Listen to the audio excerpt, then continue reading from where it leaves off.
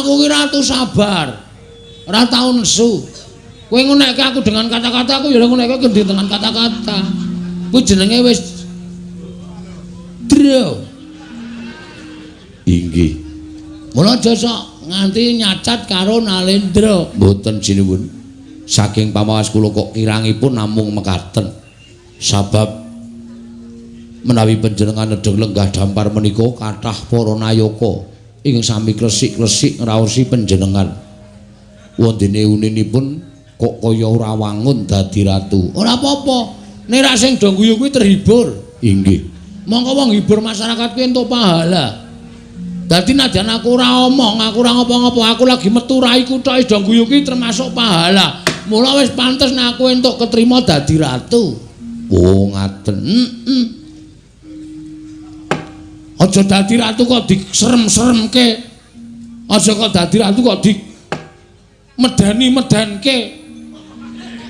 Medeni-medenke. Maksude men wong liya padha wedi, ngono lho. Aja diserem-seremke. Iki nek iso digawe sing kepenak, rai digawe sing semanak, rai digawe sing ketoke ora medeni lan sak piturute. Wis ta titenono. Titenono aku ora gawe-gawe iki. Ora pangkat RT, ora pangkat dukuh, ora pangkat lurah, ora pangkat apa wae, ora kapolsek, ora kapolres, ora bupati. Nek raine digawe medeni, kuwi masyarakat malah do wedi. Ora cedhak karo masyarakat. Nek digawe sak kepenake, digawe santai, digawe iso menghibur, iso semanak. Aku malah masyarakat ora wedi. Wekasan oke sing do cedhak. Paham ora wae teh?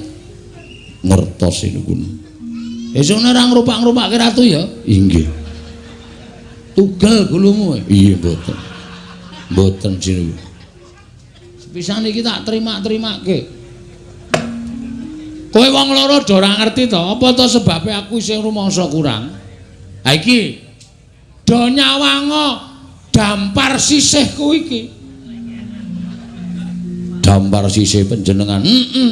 Iki isih kosong melompong. Ngono. Iki isih selo.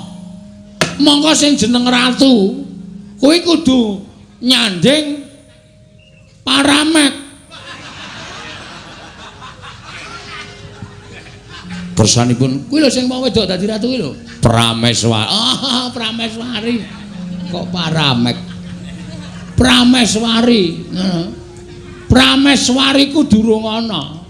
Monggo ganep-ganepe Nalendra kuwi nek iso jejer berdua karo Prameswari